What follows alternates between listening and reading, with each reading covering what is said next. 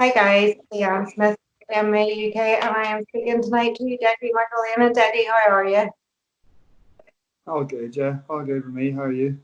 I'm good. Thank you so much for coming on. Exciting news for Belfast. Cage Warriors is coming, and some very local boys all headlining it. Reese McKee, yourself, Joe. How are you feeling about it? Yeah, I'm buzzing for it, so I am. It's about time a big show has come to the north. There's been a lot of shows down south and that running around Dublin, but it's about time people got to see how good the rest of Ireland actually are, north and south. Yeah, of course. The last time we did have a big promotion here was Brave. And when the UFC was here, they didn't really fill it with local lads. Do you think is that going to make a difference that there's so many of you guys on it? Yeah, like the same with Brave. Brave was a great show, but as far as well, the Magic on and Norman, that was the only two really, and it was never there wasn't. It sort of like flew under the radar. There was no real promotion with the show or anything, so it was a kind of a flop for what it could have been. But compared to like that main card is as good as card you get anywhere, and that is that Cage Warriors card with us on it. So I'm really looking forward to like bringing that new wave back into Ireland, or north or south. It doesn't really matter. Cork was a success. Um, Belfast being so close to home, it was mostly Barry and Gary who was maybe I'm not too sure how long it takes to get from Dublin to Cork, but he's not local to Cork. He's as Yeah, far it's as far to get to Belfast as it is to get to Cork for him, I think. yeah, Uh, and then like headliner was racing with Joe and Paul wasn't on the card, but there's that was like it's probably easier for me to get to London. Like the fight. yeah. So like Belfast is a home show for me. Like it is 45 minutes up the road. It's going to be the support I'm going to have at it, and I'm sure the support the rest of the boys will have will be unbelievable. Yeah, because all of you have great following. Even when you do go away, you still manage to bring a good crowd with you. So I imagine it's going to be absolutely off the charts here. Yeah, definitely, it's going to be great. So obviously we're a bit early speaking with yourself and Reese in regard. You don't have an opponent name just yet. I hope you'll give me the explicit on it when you do get your opponent. But talk to me a bit about your training. Have you already started your prep? Has it never really ended? Talk to me about what you're doing at the minute to get ready. Yeah, like my training's year round. Obviously, I'd love to say that it's as good the whole year round, but with fight camps, yeah, obviously it's not a fight camp as such. It's just more up in the intensity, being a wee bit more selfish with your training, as in just working around yourself. Uh, we have just had a wee child there. No, Uh, congratulations. yeah, so at the minute I am just trying to adjust into sort of this is the first child that we've had, so it's a wee bit of an adjustment period, but still getting plenty of training. I'm running my own promotion now on the 21st of March. So we have, I think it's 18 fellas from the gym fighting on the yard. So there's enough people there to keep me on my toes that if I think I can slack off training wise, that that's not going to happen. Like John, I can't. I one of the things I always say is I'm not going to be going in the gym to be getting beat. So Yeah. it's brilliant whenever it happens, but there's always that sort of you have to you have to keep on your toes, and you don't want to be going in and getting bothered every day. And I know if I just take time off and don't do anything, that's what's going to happen. So that wee chip on your shoulder leaves you that makes you want to train and have to train, so that you don't let the boys can't like the boys that are sort of like the amateurs can't overtake you, because if you start slipping a couple of weeks, you come in and you get a clipping, so you will so it's just Yeah, sort of the guys, the training, it seems to be very much on a par, amateur to pro. It's only really when you step it up the next level. And like you say, when you have other commitments, it makes it much harder. Do you think going out in your last fight, was with the wedding and new babies and stuff, was that something that sort of played a bit in the background for you that maybe didn't just make it as successful as you would have liked it to have been? no. It's to be honest with you, the year that I got married and stuff was probably like it's where I picked up the two professional titles.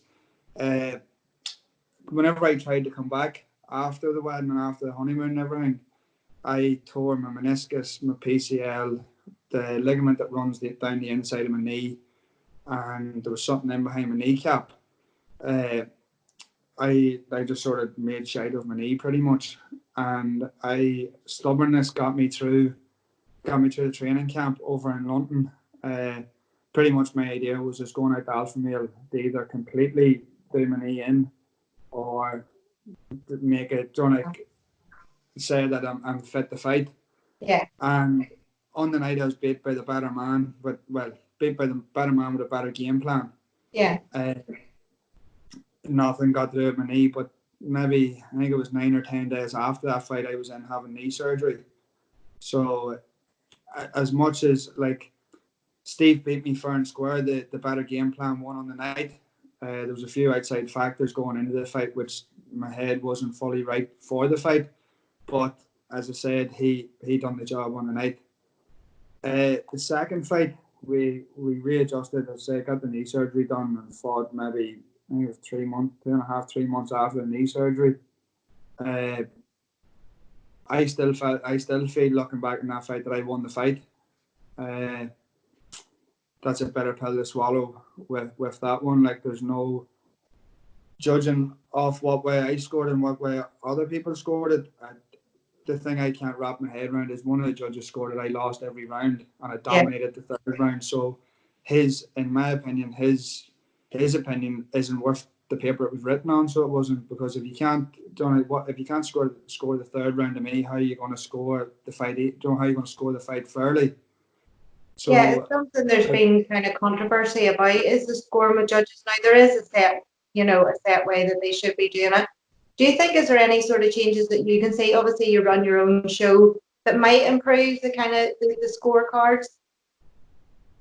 I just think having like qualified judges. I know people do it for something they're interested in and stuff, but I feel if you don't have a background in martial arts, you shouldn't be allowed to put your arse in the seat.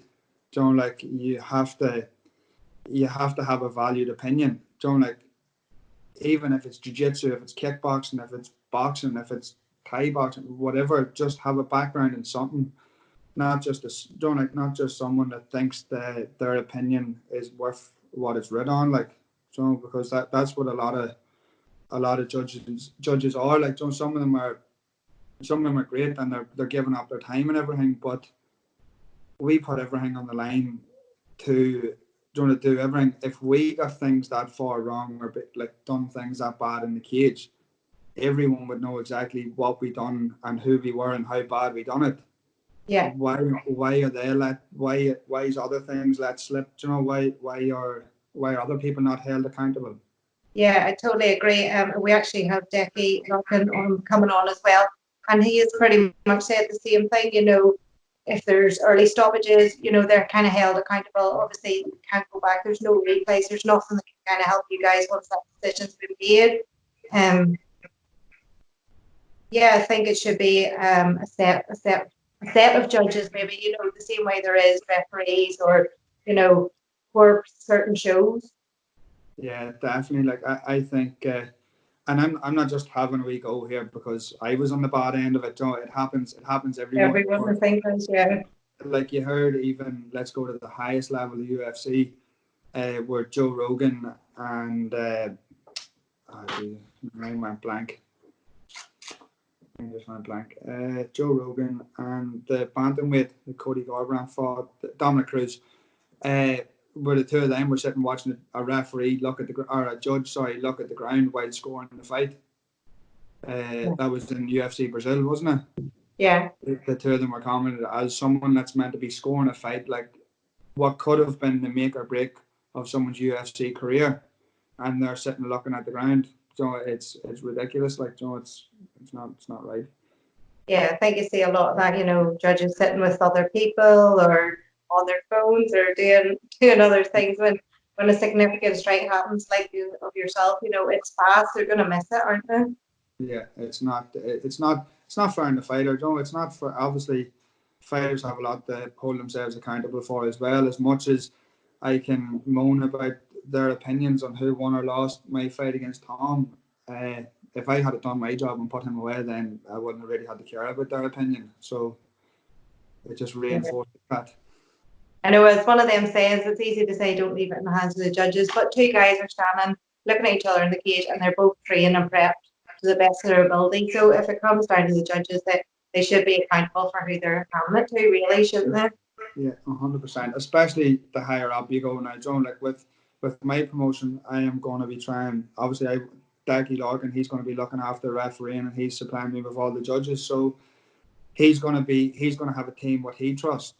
Yeah, So obviously, if something goes wrong, I'm not going to be happy. John, like if there's a terrible decision, and I'm sure Decky's not going to be happy with him exactly. putting his name to them people. So with massive organisations, they should have a decent. John, they should have a proper network around them. Like not the Cage Warriors don't. It's just in every John, like you see it Yeah, from yeah. Cage Warriors, the Brave, the Bellator to the small shows to the UFC. John, like it's everywhere. It's in every combat sport as far as boxing as well. Like so. Have you been watching any of the Bellator fights so far? No. It wouldn't really interest me to be honest with you. Really, even though you've been away and fought with some of the guys that are on the card? Yeah, it's not It's it's not a not factor. really. Yeah, it's not. It's just sort of. It's great what they're getting done. It's enjoying. It's great to have a show like that in Ireland and the publicity that they're getting and stuff. But it's not really. It's not really that promotion that I would go looking at too much. So talk to me a bit about, so obviously you were said you were running a show, it's the Canal Court on the 21st of March, It is and indeed. it's all for amateur MMA or K1 or... It's all amateur. Well, no, sorry. There's as it stands, there is 19 amateur fights and 3 professional. So Oh, very good. it's going well at the minute, and we have the card full. That's it. And now we're just sort of, if anything happens, touch wood now that the fighters don't get hurt or injured. But we'll just obviously, you know what it's like the last couple of weeks. We're 4 weeks out, so we're prepared. We have like a backup list there as well, just to keep everything going. Fantastic. And what about you? If you're training with all the amateur guys and all before your fight, will you go away or will you train anywhere else or will you just be staying at your own gym this time round? Well, I'm blessed to have a sponsor like the McAleenan group that they look after me. If the timing's right, I'll be heading back to Alpha Male before the show in May. If not, I'm in talks with maybe one of them coming over to me. But we'll just wait and see. If not, I'll definitely be away at some stage this year now between the 3 Irish shows. I'll definitely be going, but at what date I'm not too sure yet. I'm lucky enough to have a job that I can drop, the drop of a hat, just go away on about the business and get it done. Fantastic. What's it like when you go away training? Do you struggle being away or do you just forget everything and get everything you can out of it? Yeah, it's like you just sort of switch off and train, to be honest. It's like some days are like Monday I could be in the gym at 7:30, 8:15 in the morning and maybe do five or six sessions. So you're in the gym maybe 8 hours. You've maybe done 8 hours of training. Tuesday you do maybe like an hour and a half and then head away. I think it's like a maybe 2.5 hour drive up to CSA, doing maybe an hour and a half training and then come home. And then Wednesday isn't too bad. Thursday is a bit busy. Friday is flat out. Saturday is back up to CSA, and then Sunday you rest, or you maybe do an wee bit, maybe do pads or something, you know. So you don't really have too much time to think about anything. Yeah, and you stay in the gym when you're over there, do you? No, I stay with a fella called Dave Rowan. I stay with him. Just the first time I went over, there's a couple of the fighters will like sort of have a spare room in the house, and then there's like a wee fighter house just down the road from the gym. And the first time I went over, I stayed with Dave, and get on really well with him and stuff. So now, like, I just go over to him, and like he's like a wee granny flat out the back of his house. That's So brilliant. it's a great job. So the next time I think I'm gonna go with the wife and the wee one. I think we're all gonna head over because I don't fancy leaving her I don't fancy leaving either of them then for the training camp. As long as they don't distract you. No, there's no, as I said, there's a swimming pool not out the backyard, and I can sort of bait away in the sunshine, and then whenever I'm done, I'll come home then. Fantastic. Listen, I won't keep you too much longer.